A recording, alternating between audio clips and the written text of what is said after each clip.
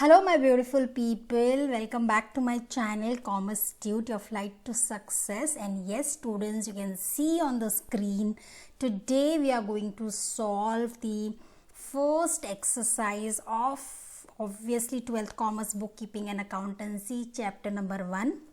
Objective question से A और B हम दोनों सॉल्व करेंगे students. The answers are in front of you already highlighted. जहाँ पर भी एक्सप्लेनेशन की ज़रूरत है हम डिस्कस ज़रूर करेंगे and it is a ready reckoner for you, हम बोल सकते हैं, for your quick revision children. So देर किस बात की है, चलिए शुरू करते हैं students. But yes, as usual before going ahead, kindly like, subscribe and share the channel so that it is useful to everybody. Okay, so चलिए फिर शुरू करते हैं students. yes, this is question number 1 है objective questions. this is how it will appear in the board paper also. तो A part हम पढ़ते हैं.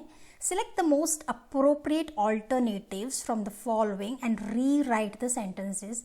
हमेशा मैं स्टूडेंट्स को यहाँ बोलती हूँ that even though we mark the answer, we know the answer, we write the answer, लेकिन we don't write the entire statement or sentence.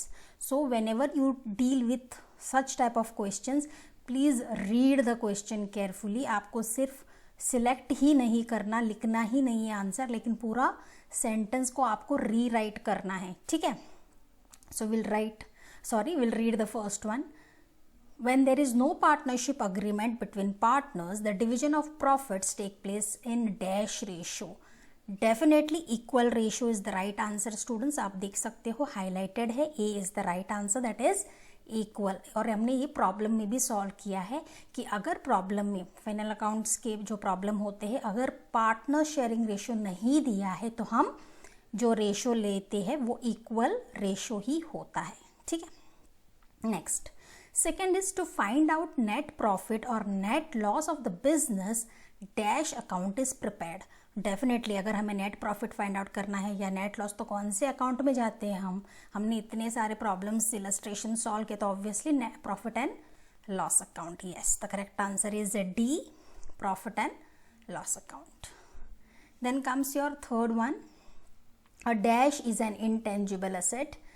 Obviously the right answer is A, goodwill, है ना, because I have already told you in an number of exercises कि goodwill is a intangible asset.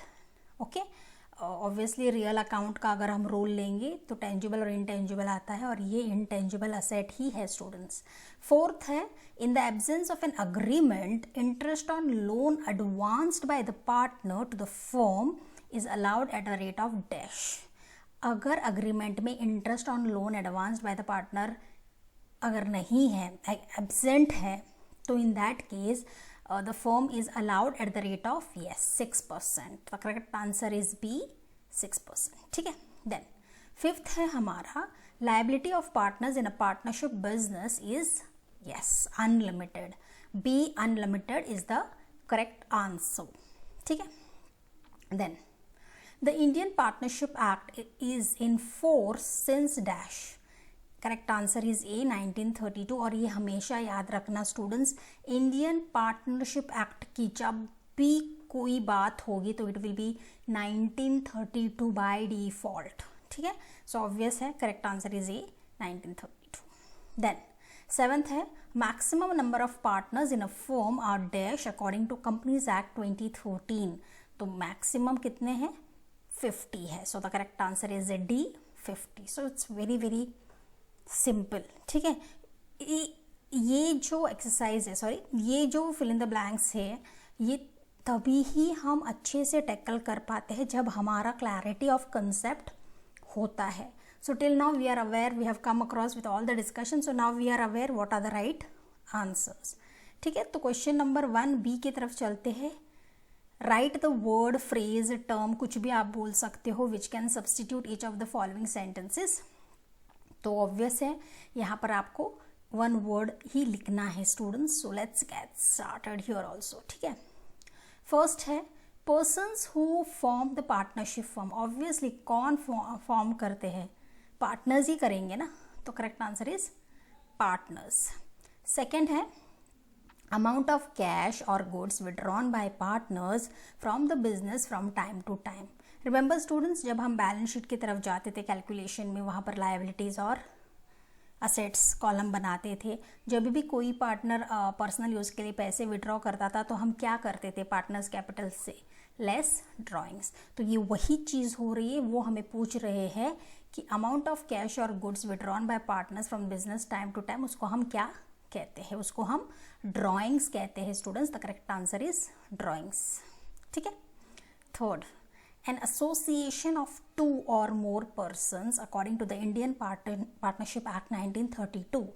तो ये obviously उन्होंने partnership form का ही explanation दिया है यहाँ पे. ठीक है. तो correct answer is partnership form. ठीक है. Then fourth is act under which partnership forms are regulated. तो यहाँ पर एक्ट पूछा गया है.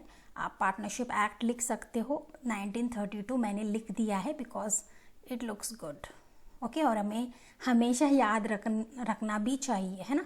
तो once again I will read. Act under which partnership forms are regulated. It is Indian partnership act 1932.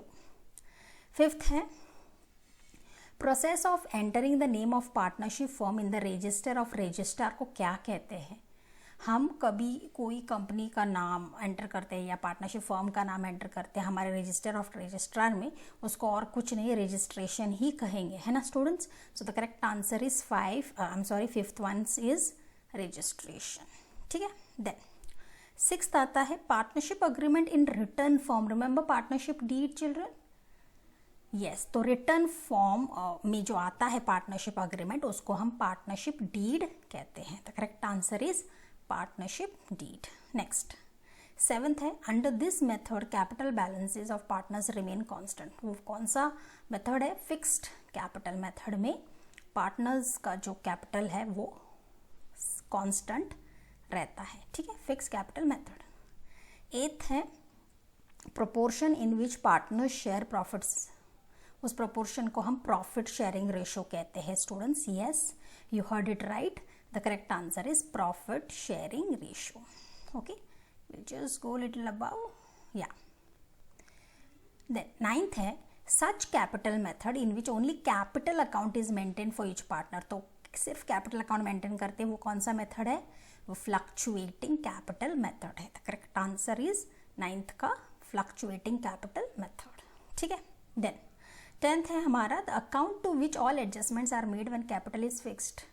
Remember students, when the capital is fix, तो वहाँ पे क्या करते हैं, सारे एडजस्टमेंट जो है वो पार्टनर्स करंट अकाउंट में करते हैं, और हमने इसके ऊपर प्रॉब्लम्स भी सॉल्व किए हुए हैं. ठीक है.